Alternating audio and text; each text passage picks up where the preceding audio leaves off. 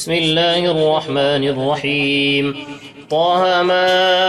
أنزلنا عليك القرآن لتشقى إلا تذكرة لمن يخشى تنزيلا ممن خلق الأرض والسماوات العلى الرحمن على العرش استوى له ما في السماوات وما في الأرض وما بينهما وما تحت الثرى وإن تجهر بالقول فإنه يعلم السر وأخفى الله لا إله إلا هو له الأسماء الحسنى وهل أتاك حديث موسى إذ رأى نارا فقال لأهلهم كثوا إني آنست نارا لعلي آتيكم منها بقبس أو أجد على النار هدى فلما أتاها نودي يا موسى إني أنا ربك فاخلع عليك إنك بالوادي المقدس طوى وأنا اخترتك فاستمع لما يوحى إنني أنا الله لا إله إلا أنا فاعبدني وأقم الصلاة لذكري إن الساعة آتية أكاد أخفيها لتجزى كل نفس بما تسعى فلا يصدنك عنها من لا يؤمن بها واتبع هواه فتردى وما تلك بيمينك يا موسى قال هي عصاي أتوكأ عليها وأهش بها على غنمي ولي فيها مآرب أخرى قال ألقها يا موسى فألقاها فإذا هي حية تسعى قال خذها ولا تخف سنعيدها سيرتها الأولى واضم يدك إلى جناحك تخرج بيضاء من غير سوء آية أخرى لنريك من آياتنا الكبرى اذهب إلى فرعون إنه طغى قال رب اشرح لي صدري ويسر لي أمري واحلل عقدة من لساني يفقه قولي واجعل لي وزيرا من أهلي هارون أخي اشدد به أزري وأشركه في أمري كي نسبحك كثيرا ونذكرك كثيرا إنك كنت بنا بصيرا قال قد أوتيت سؤلك يا موسى ولقد مننا عليك مرة أخرى إذ أوحينا إلى أمك ما يوحى أن اقذفيه في التابوت فاقذفيه في اليم فليلقه اليم بالساحل يأخذه عدو لي وعدو له وألقيت عليك محبة مني ولتصنع على عيني إذ تمشي أختك فتقول هل أدلكم على من يكفله فرجعناك إلى أمك كي تقر عينها ولا تحزن وقتلت نفسا فنجيناك من الغم وفتناك فتونا فلبثت سنين في أهل مدينة ثم جئت على قدري يا موسى واصطنعتك لنفسي اذهب أنت وأخوك بآياتي ولا تنيا في ذكري اذهبا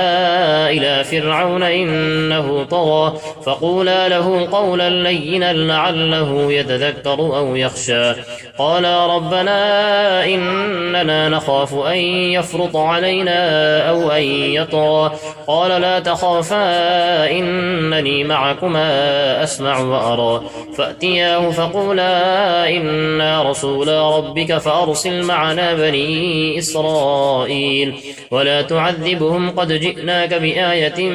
من ربك والسلام على من اتبع الهدى إنا قد أوحي إلينا أن العذاب على من كذب وتولى قال فمن ربكما يا موسى قال ربنا الذي أعطى كل شيء خلقه ثم هدى قال فما بال القرون الأولى قال علمها عند ربي في كتاب لا يضل ربي ولا ينسى الذي جعل لكم الأرض مهدا وسلك لكم فيها سبلا وأنزل من السماء ماء فأخرجنا به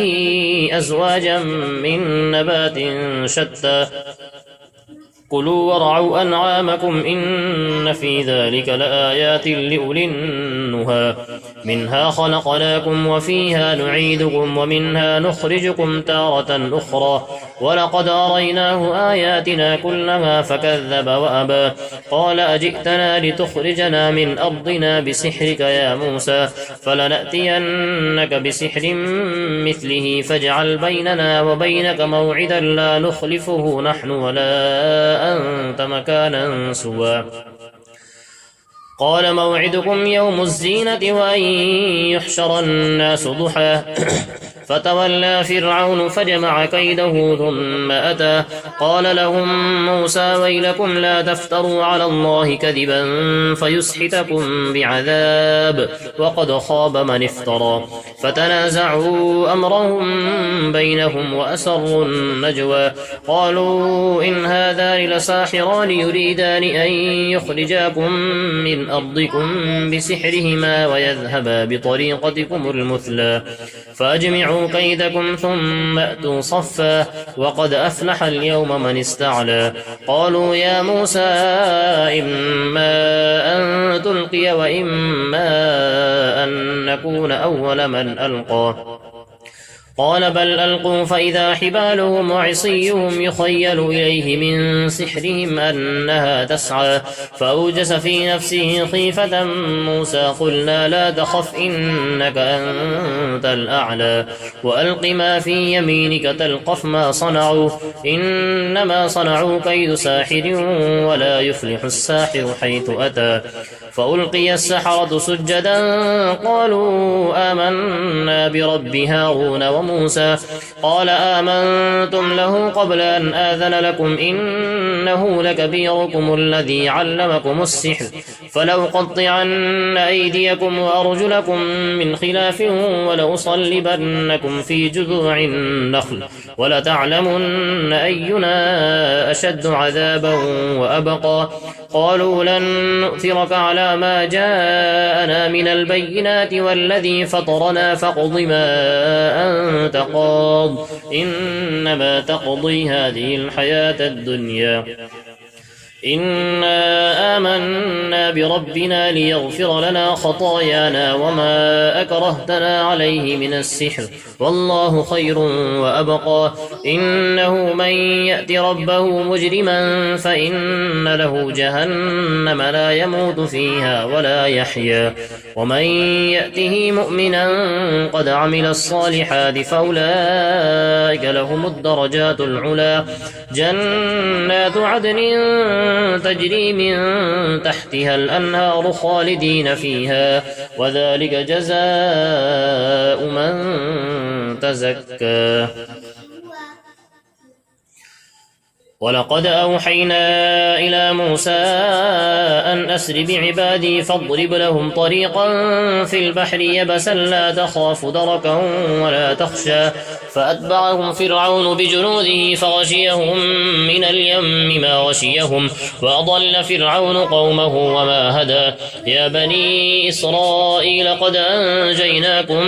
من عدوكم وواعدناكم جانب الطور الأيمن ونزلنا عليكم المن والسلوى كلوا من طيبات ما رزقناكم ولا تطغوا فيه فيحل عليكم غضبي ومن يحلل عليه غضبي فقد هوى وإني لغفار لمن تاب وآمن وعمل صالحا ثم اهتدى وما أعجلك عن قومك يا موسى قال هم أولئك على أثري وعجلت إليك ربي لترضى قال فإنا قد فتنا قومك من بعدك وأضلهم السامري فرجع موسى إلى قومه غضبان أسفا قال يا قوم ألم يعدكم ربكم وعدا حسنا أفطال عليكم العهد أم أردتم أن يحل عليكم غضب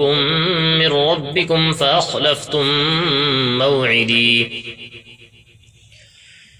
قالوا ما أخلفنا موعدك بملكنا ولكننا حملنا أوزارا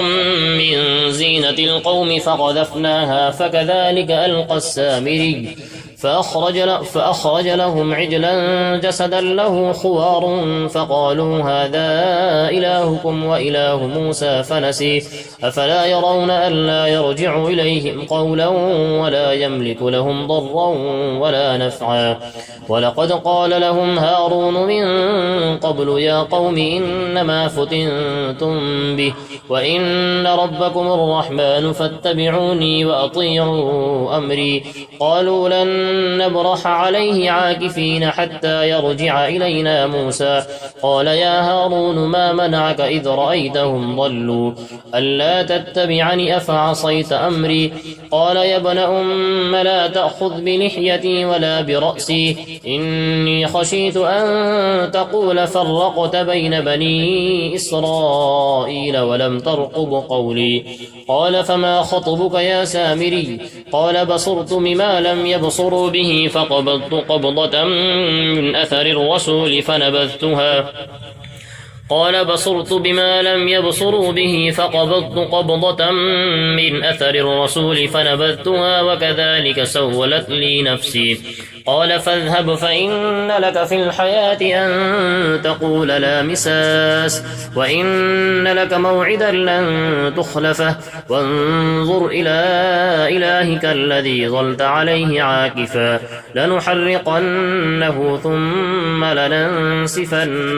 في اليم نسفا إنما إلهكم الله الذي لا إله إلا هو وسع كل شيء علما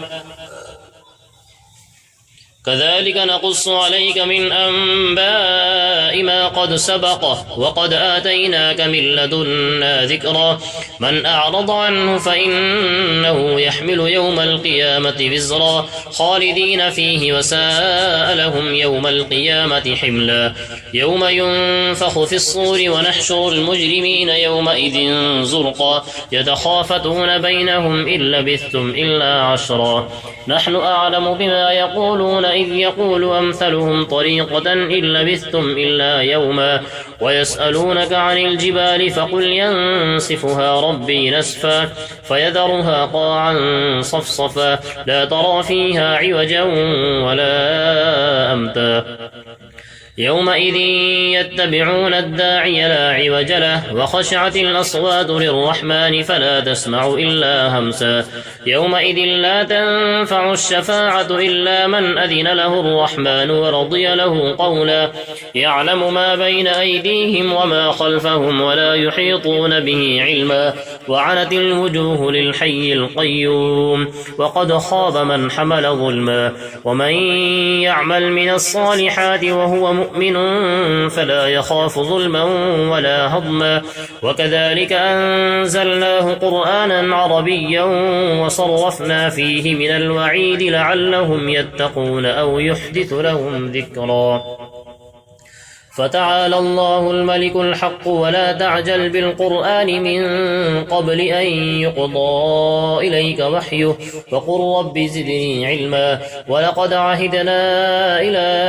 آدم من قبل فنسي ولم نجد له عزما وإذ قلنا للملائكة اسجدوا لآدم فسجدوا إلا إبليس أبى فقلنا يا آدم إن هذا عدو لك ولزوجك فلا يخرجنكما من الجنة فتشقى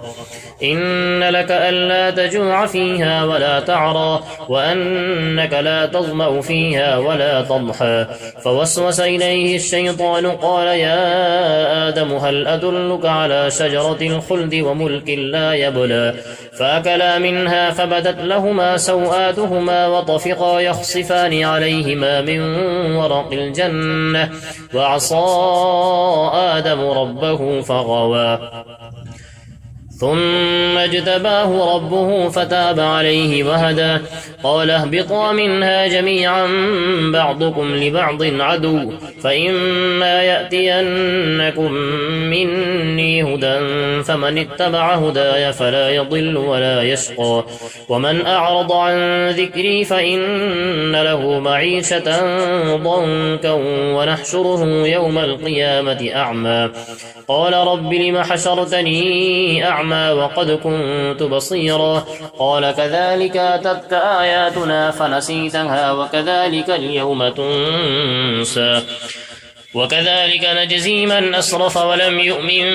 بآيات ربه ولعذاب الآخرة أشد وأبقى أفلم يهد لهم كم أهلكنا قبلهم من القرون يمشون في مساكنهم إن في ذلك لآيات لأولي النهى ولولا كلمة سبقت من ربك لكان لزاما وأجل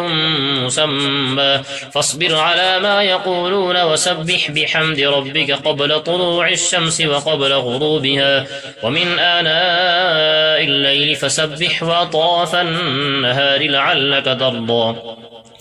ولا تمدن عينيك إلى ما متعنا به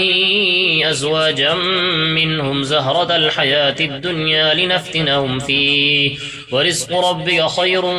وأبقى وأمر أهلك بالصلاة واصطبر عليها لا نسألك رزقا نحن نرزقك والعاقبة للتقوى وقالوا لولا يأتينا بآية من ربه أولم تأتهم بينة ما في الصحف الأولى ولو أنا أهلكناهم بعذاب من قبله لقالوا ربنا لولا أرسلت إلينا رسولا فنتبع آياتك من قبل أن نذل ونخزى قل كل متربص فتربصوا فستعلمون من أصحاب الصراط السوي ومن اهتدى. Thanks for watching. Don't forget to like, comment, share and subscribe to Al Wahid channel.